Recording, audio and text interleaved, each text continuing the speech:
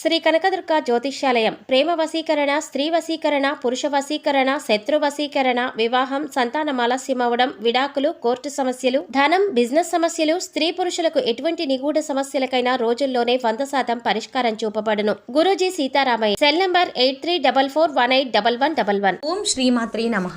ఛానల్లోకి స్వాగతం అండి. మార్చి 25వ తారీఖు పౌర్ణమితో కలిసి వచ్చిన చంద్రగ్రహణం.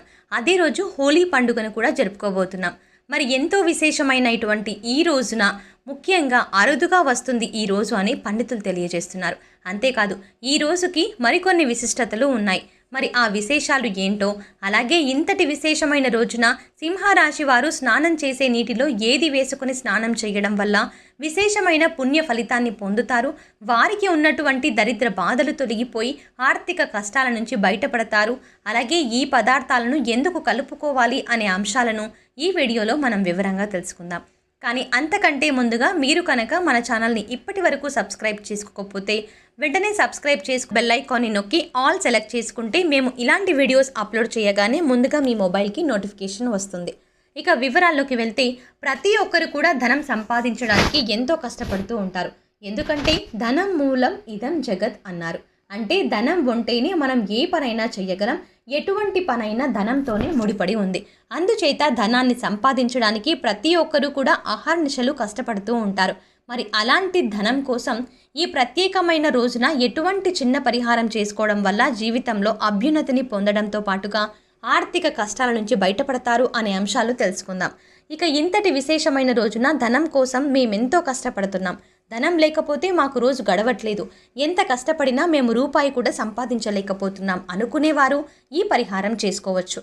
మరి కొంతమందిని చూసుకున్నట్టయితే ఎంత సంపాదించినా కూడా రూపాయి కూడా ఇంట్లో నిలవట్లేదు, ఖర్చులకి కూడా మళ్ళీ వెతుక్కోవాల్సి వస్తుంది అనుకునేవారు కూడా ఈ పరిహారం చేసుకోవచ్చు.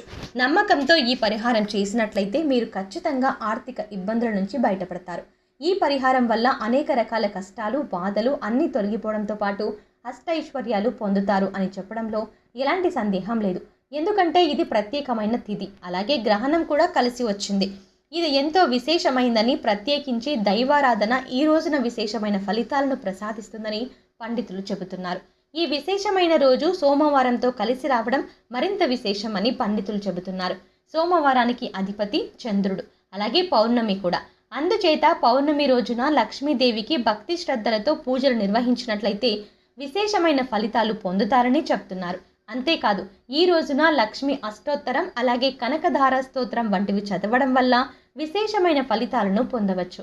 అలాగే అమ్మవారికి ప్రీతికరంగా తీపి పదార్థాలను నివేదన చేయవలసి ఉంటుంది.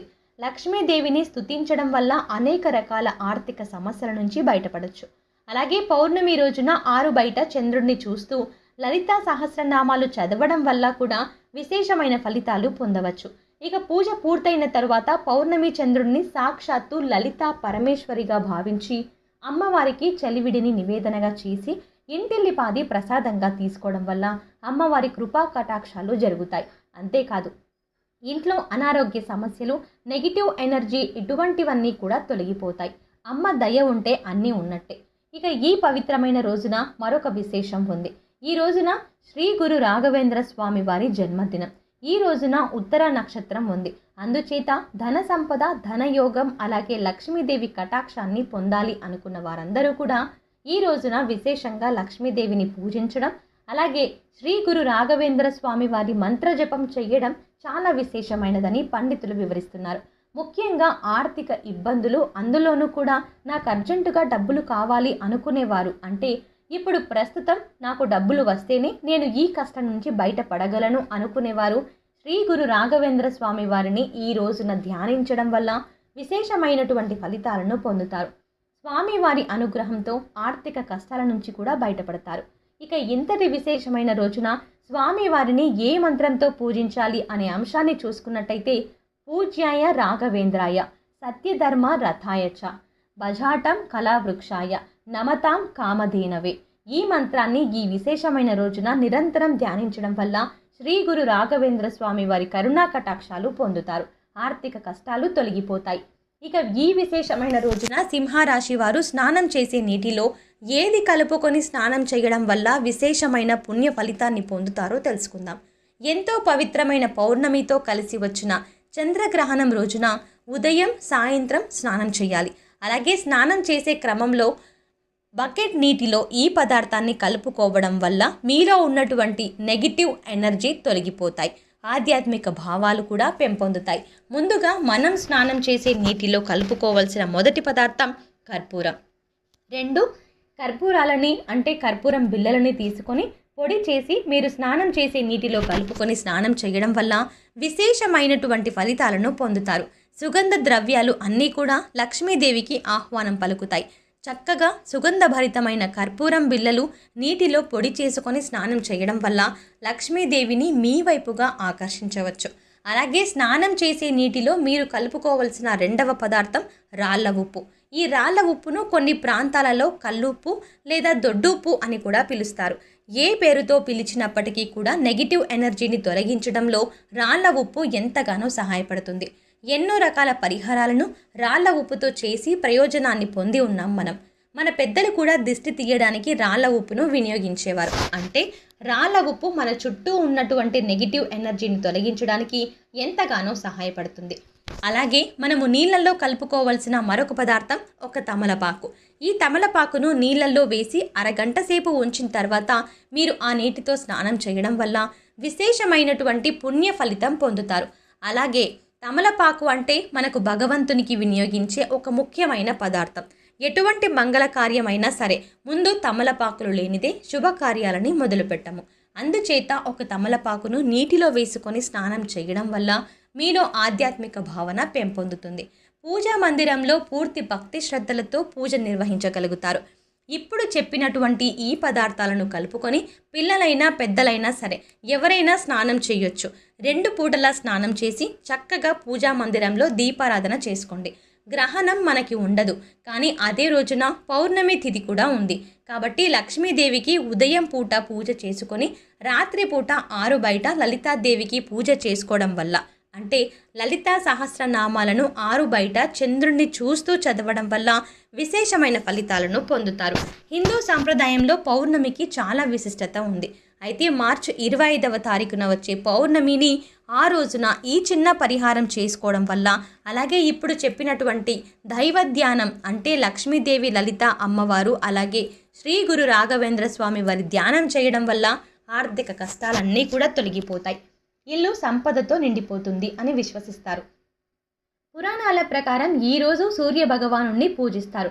అంతేకాకుండా ఈరోజు దాన ధర్మాలు చేయడం వల్ల జీవితంలో కష్టాలన్నీ తొలగిపోయి ఇంట్లో సుఖ సంతోషాలు ఐశ్వర్యం లభిస్తుందని ఒక నమ్మకం.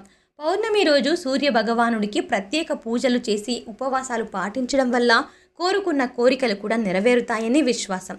గ్రహణం మనకి ఉన్నా లేకపోయినా పౌర్ణమి రోజున ఈ చిన్న పరిహారం చేసుకోవడం వల్ల విశేషమైన ఫలితాలు కలుగుతాయి అని జ్యోతిష్య శాస్త్ర నిపుణులు చెబుతున్నారు. కాబట్టి ఈ సమయంలో నదీ స్నానం చేయడమే కాకుండా దాన ధర్మాలు చేయడం వల్ల అనేక రకాల పుణ్య ఫలితాలు కలుగుతాయని అంటున్నారు. పౌర్ణమి తిథి కూడా లక్ష్మీదేవికి ఎంతో ప్రీతికరమైనది. సోమవారం రోజున పౌర్ణమి రావడం వల్ల లక్ష్మీదేవి అనుగ్రహాన్ని పొందడం కోసం ఇది ఒక అద్భుతమైన యోగంగా చెప్పొచ్చు.